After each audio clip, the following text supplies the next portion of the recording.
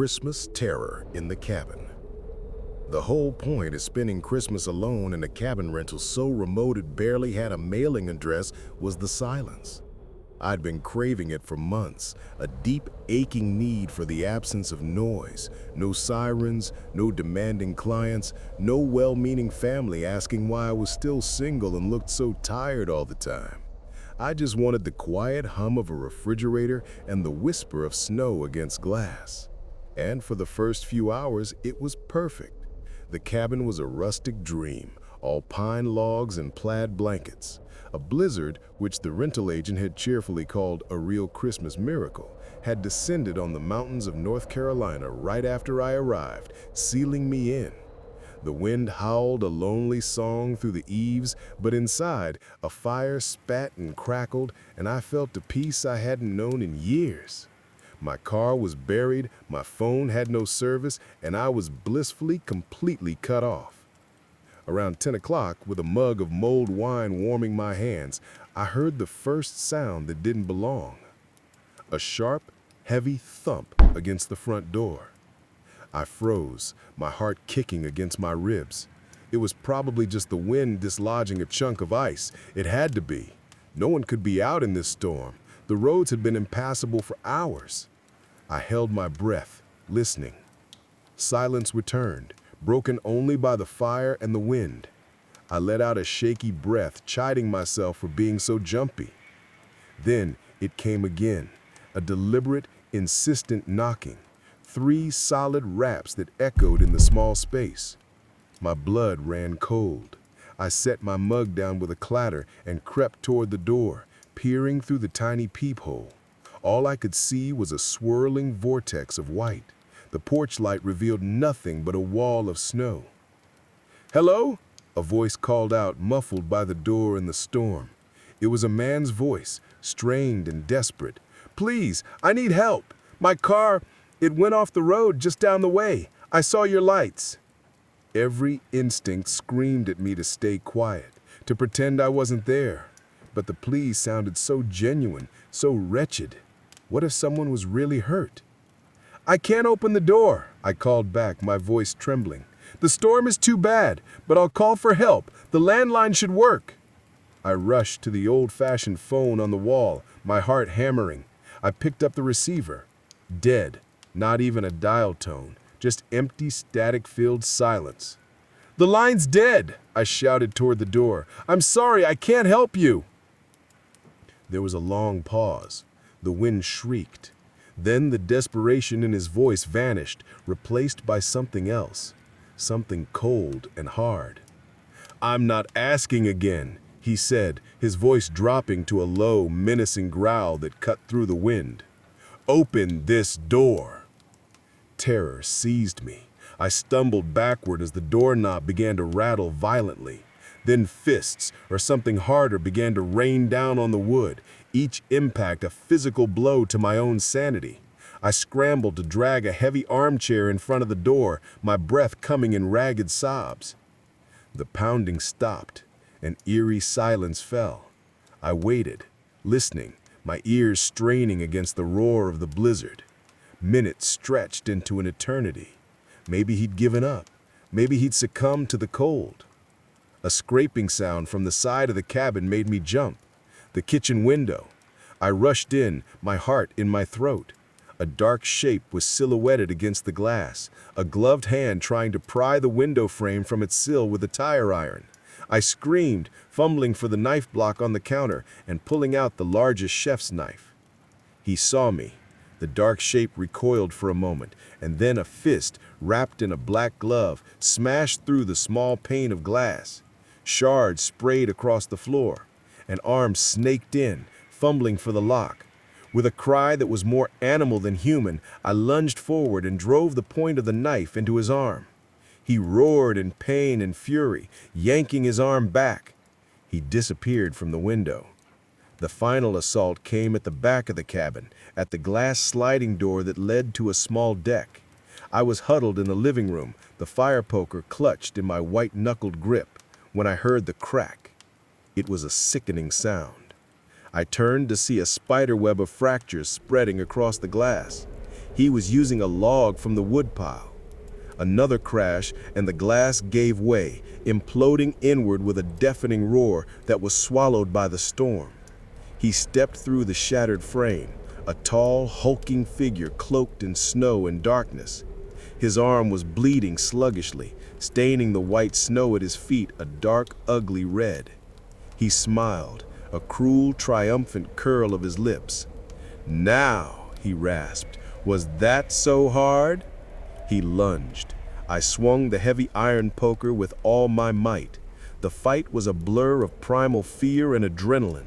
He was strong, but clumsy from the cold and his injury. I was faster. I dodged his grasp, swinging again and again, striking his shoulders, his legs, anything I could reach. He finally cornered me against the stone hearth with his hands reaching for my throat. I ducked under his arms and brought the pointed end of the poker up with all the force I could muster. It struck him in the chest with a sickening crunch. His eyes went wide with shock. A gurgle escaped his lips, and he crumpled to the floor, landing with a heavy thud on the braided rug. Silence. The only sounds were my own gasping breaths and the dying crackle of the fire. He was still. My terror began to recede, replaced by a wave of adrenaline-fueled shock. I stared at the body, the shattered glass, the blood on the rug. Just as a fresh wave of panic threatened to consume me, I heard a new sound cutting through the howl of the blizzard. A siren, faint at first, then growing steadily louder, closer. Then another joined it. Through the swirling snow outside the broken door, I saw them, flashing red and blue lights, painting the blizzard in strobing colors of rescue. Two sheriff deputies, bundled in heavy coats, burst in with their guns drawn, their eyes wide at the scene of carnage. One of them knelt beside the man on the floor, checking for a pulse, while the other slowly approached me. "Ma'am, are you okay?" he asked, his voice calm and steady. I could only nod, tears finally streaming down my face. How did you know?" "We got a 911 call from this address about 20 minutes ago," he explained, gently taking the poker from my trembling hands. "It was just a scream, and then the line went dead. The storm's a monster, but we've been fighting our way up here ever since." He wrapped a thick blanket around my shoulders. The silence I had craved was gone, replaced by the crackle of radios and the voices of men who had come to help. It was the most beautiful sound I had ever heard. I was safe. The blizzard still raged, but the monster was no longer outside my door. He was lying silent on the floor, and I was alive.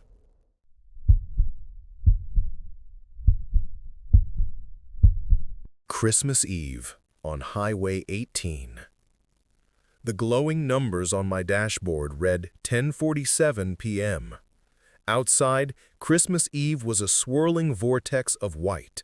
The fog was a thick, breathing entity, and the snow fell in hypnotic, diagonal sheets, making the lonely stretch of North Carolina highway feel like the edge of the world. All I wanted was to be home, curled up by my parents' fireplace, but home was still 200 miles away, and the orange gaslight had just blinked on with cruel indifference. Panic began to prickle at the edges of my exhaustion. Then, like a mirage in the blizzard, a sign materialized in my high beams. Gas, next exit.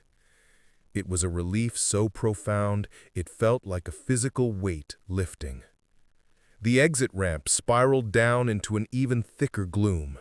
The gas station was a relic from another era, a single flickering fluorescent light illuminating two rust-pocked pumps under a sagging tin roof. The attached convenience store was dark, save for a buzzing neon "open" sign. A single beat-up, mud-caked pickup truck was parked haphazardly near the entrance. As I pulled up to the pump, a man emerged from the store's shadows. He was tall and gaunt, with greasy hair plastered to his forehead and eyes that seemed too small and dark for his face. He moved with a slow, deliberate shuffle that made my skin crawl. He didn't speak, just stared as I fumbled with the gas cap, my fingers numb from the cold.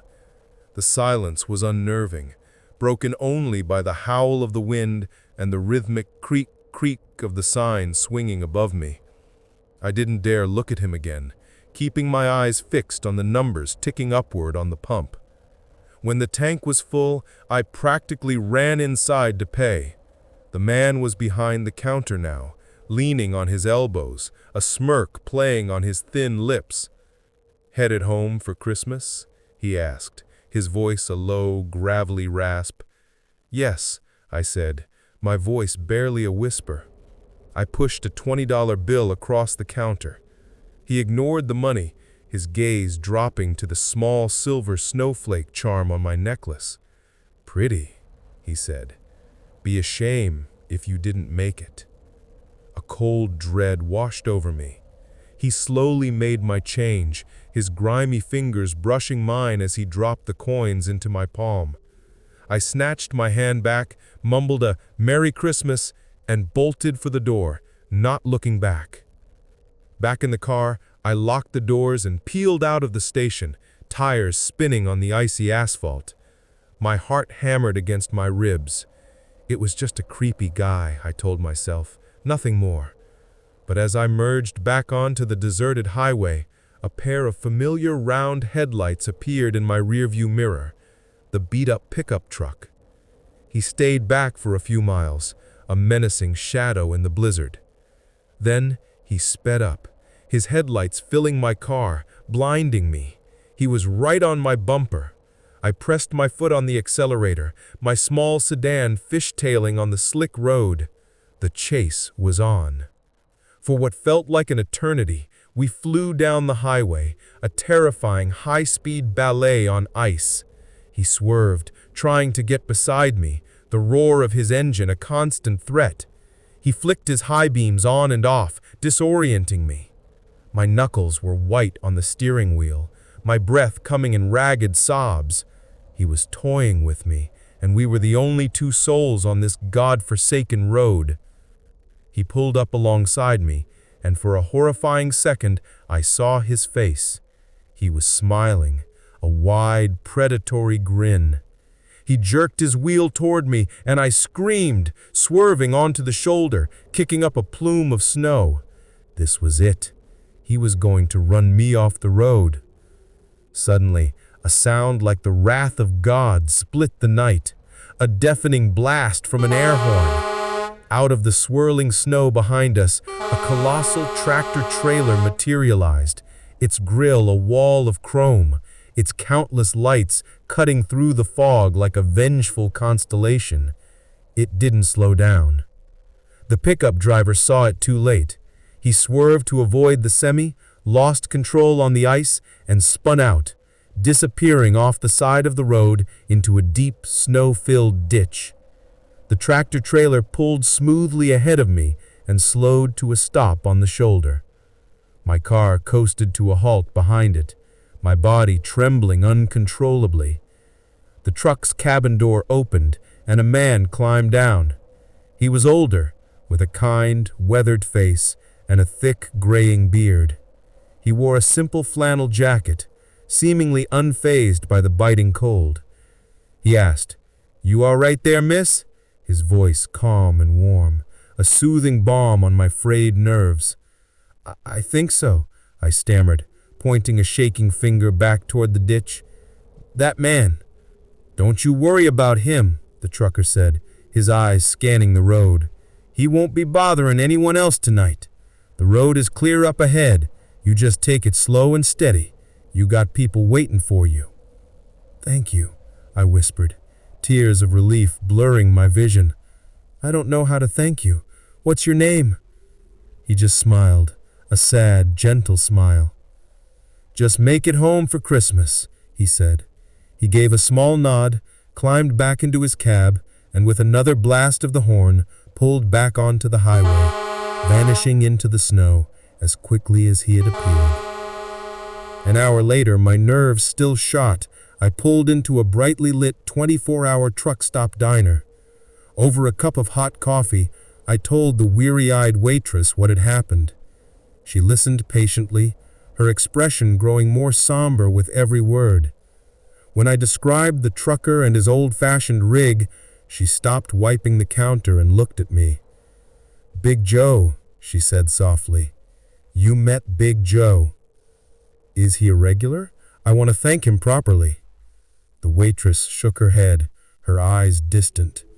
"Joe Callahan. Drove that route for 30 years.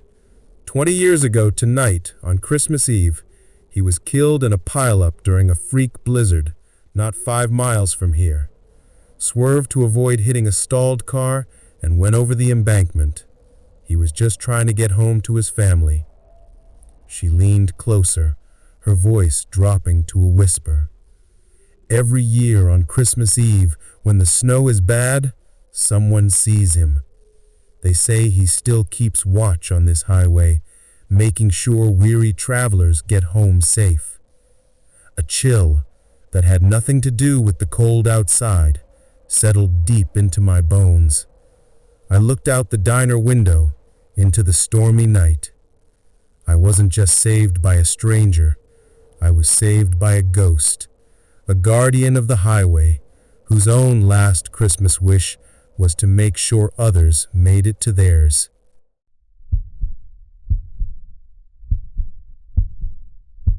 The blizzard had been raging since dusk, a frantic, howling ghost outside our little house in rural Vermont. Inside, though, it was the picture of Christmas Eve comfort. A fire crackled, the trees' lights blinked softly, and my wife, Sarah, was curled up next to me on the couch. We were halfway through some cheesy holiday movie, the kind you only watch this time of year. It was just after 11:30 p.m. Upstairs, our 2-year-old son, Leo, was sound asleep in his crib, or so we thought. The baby monitor on the end table was usually silent all night. Leo slept like a stone.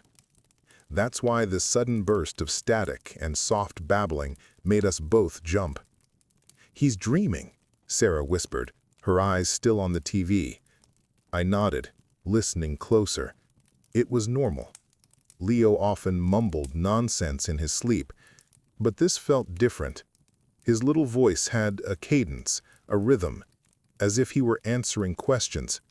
It wasn't just gibberish, it was a one-sided conversation.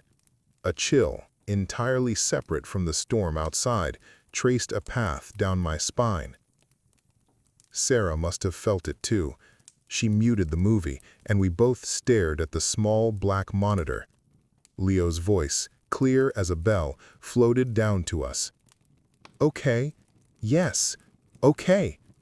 David, that's..." she started, but her voice trailed off. Before I could dismiss it, before I could invent a rational explanation, another voice came through the speaker. It was not my son's. It was deep and guttural, a low rumble that seemed to vibrate the very air in our cozy living room. The voice was smooth, yet it had an edge like grinding stone. "It's time to go now," it growled. We didn't even look at each other. We were a single entity, launched from the couch and up the stairs, our hearts hammering against our ribs in a frantic, shared terror. I burst through Leo's bedroom door so hard it slammed against the wall. The room was arctic.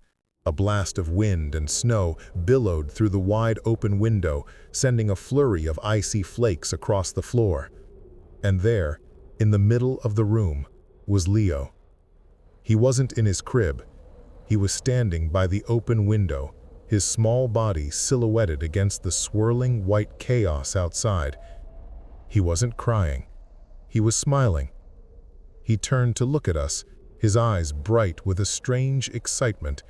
He pointed a tiny finger toward the window, out into the heart of the blizzard. "The man with the bells is here," he said, his voice filled with childish glee. "He's taking me to see the reindeer." Sarah let out a choked sob and snatched him up, burying her face in his hair. I slammed the window shut and locked it, my hand shaking so badly I could barely work the latch. I peered out into the impenetrable darkness, but the driving snow swallowed everything. There were no footprints, no sleigh, nothing but the howling void. The police came. They searched the property as best they could in the storm, but they found nothing. What could they write in their report? A strange voice on a baby monitor? An open window? They looked at us with a mixture of pity and suspicion before leaving us alone in our violated home. It's been years since that night, but the torment is fresh.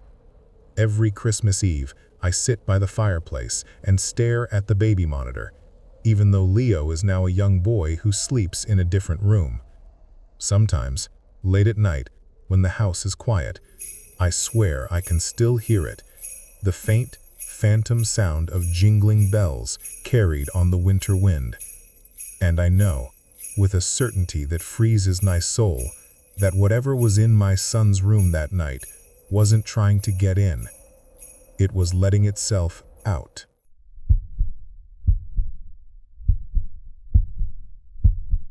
A Christmas Bigfoot encounter. The rifle was a thing of beauty. A brand new bolt-action .30-06 with a polished walnut stock and a scope that could pick a tick off a dog at 100 yards. It was the best Christmas present a 17-year-old kid from rural Pennsylvania could ever ask for. My best friend, Mark, who lived just down the road, had gotten a nearly identical one from his dad. We'd spent all of Christmas Day cleaning them, sighting them in on empty cans in his backyard, and dreaming of the buck we'd bag. The morning of the 26th dawned cold and gray, with a sky the color of a dirty dishcloth. Flurries were already drifting down, dusting the dead leaves and bare branches with a fine white powder. It was perfect. The snow would muffle our sound and make tracking a breeze. "You ready for this?" Mark asked, his breath pluming in the frigid air as we loaded the rifles in the cab of his beat-up Ford pickup. "Born ready," I grinned, the excitement a warm knot in my stomach.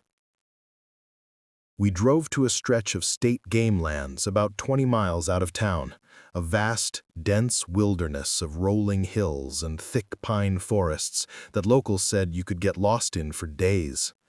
The snow was coming down harder now, big, wet flakes that stuck to the windshield and melted in slow-motion streaks. By the time we parked the truck and stepped out, a good 2 inches had already accumulated. The world was silent, the sound of our boots crunching in the snow unnaturally loud in the profound quiet. For the first few hours, it was everything we'd imagined. We moved slowly through the trees, our eyes scanning for any sign of movement, whispering to each other in hushed, excited tones. The cold was biting, but our new insulated hunting gear kept it at bay. The woods were beautiful, transformed by the snow into a black-and-white photograph. But we saw nothing. Not a squirrel, not a bird, not even a track that wasn't our own. Around noon, the feeling in the woods began to change. The snow was now a steady, driving curtain, cutting visibility down to 50 yards. The wind had picked up, moaning through the high branches of the pines with a sound like a grieving woman. The silence was gone, replaced by a constant, eerie howl. A nervous energy started to creep up my spine. "Maybe we should head back," I suggested, my voice tight. "This is turning into a real blizzard." Mark, ever the braver one, shook his head. "No way. This is when they'll be moving, trying to find cover. Let's just check out that next ridge." I reluctantly agreed. We pushed on, the snow getting deeper, the cold starting to seep into our bones. That's when we found the tracks. They were huge, far bigger than any deer, and they were barefoot. 2 massive, human-like footprints pressed deep into the snow. But they weren't quite human. The stride was too long, the shape of the foot too broad and flat. "What in the world?" Mark whispered, kneeling down to get a closer look. "A bear?" I offered, though I knew it was wrong. A bear would be hibernating, and the tracks were clearly bipedal. Before Mark could answer, a smell hit us. It was a foul, gag-inducing odor, like a wet dog mixed with rotting garbage and something musky and wild I couldn't identify. It was so strong it made my eyes water. And then we heard it. It wasn't a roar or a growl, it was a deep, guttural sound, a resonating boom that seemed to vibrate in my chest cavity. It came from the direction the tracks were heading, just over the ridge. It was a sound of pure, unadulterated rage. Fear, cold and sharp, lanced through me. Every instinct screamed at me to run. "Mark," I choked out, "we need to go, now!" He was pale, his eyes wide with a terror that mirrored my own. He nodded, slowly getting to his feet. We started backing away, our new rifles held in front of us like useless talismans. We hadn't taken 3 steps when a tree on the ridge ahead of us began to shake violently, shedding its heavy load of snow in a white explosion. And then it stepped out from behind the tree. It was immense, easily 8, maybe 9 feet tall, and covered in thick, matted hair the color of mud and dead leaves. Its arms were long and powerfully muscled, hanging almost to its knees. But it was the face that will be burned into my memory until the day I die. It was ape-like, but with an intelligent, malevolent cruelty in its deep-set black eyes. It stared at us, its wide nostrils flaring as it sniffed the air. For a moment, the world stood still. There was only the howling of the wind, the falling snow, and this impossible creature staring us down. Then it opened its mouth, revealing a row of yellow, stained teeth, and let out that same soul-shaking roar. Panic shattered my paralysis. I don't remember aiming. I don't even remember pulling the trigger. I just remembered the thunderous crack of my .30-06, the recoil slamming the butt of the rifle into my shoulder. An instant later, Mark's rifle went off beside me. We fired again and again, frantically working the bolts, sending a volley of lead and fury at the monster on the ridge. The creature staggered back, a look of shock and fury on its grotesque face. I don't know if we hit it. In the swirling snow and my own terror-fueled adrenaline, I couldn't tell. It let out another roar, this one filled with pain and rage, and then it turned and crashed back into the dense pines, disappearing as quickly as it had appeared. We didn't wait to see if it was gone for good. We ran. We abandoned all pretense of being hunters and became the hunted. We scrambled through the snow, tripping over fallen logs, branches whipping at our faces.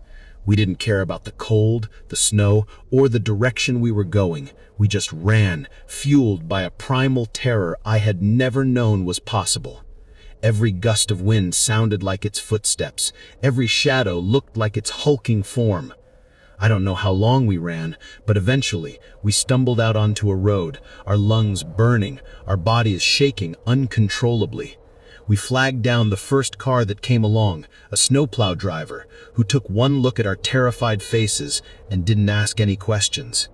He drove us to the county sheriff's office. We told our story, our words tumbling out in a frantic, incoherent stream. The deputies listened, their faces a mixture of pity and disbelief. They sent a car out, but by then, the blizzard was in full force. They reported back a few hours later that the snow was already over a foot deep. Any tracks, if there ever were any, were long gone. They chalked it up to a bear, or maybe just 2 scared kids with new guns and overactive imaginations. No one believed us. Our parents tried to be understanding, but we could see the doubt in their eyes. Mark and I never went hunting again. The rifles, our prized Christmas presents, were locked away in their cases and never taken out. We didn't talk about what happened that day, not even to each other. There were no words for it. But sometimes, on a cold winter night when the wind howls outside, I'll see those black, hateful eyes in my mind, and I'm 17 again, standing in the snow, face to face with the monster that ruined Christmas. It's a Christmas I'll remember for the rest of my life, not for the gifts I got, but for the terrifying realization that there are things in the woods, that the world isn't ready to believe in. Thanks for watching.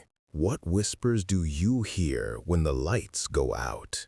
If you have a creepy encounter you'd like to share, you can send it to mycreepyencounter@gmail.com.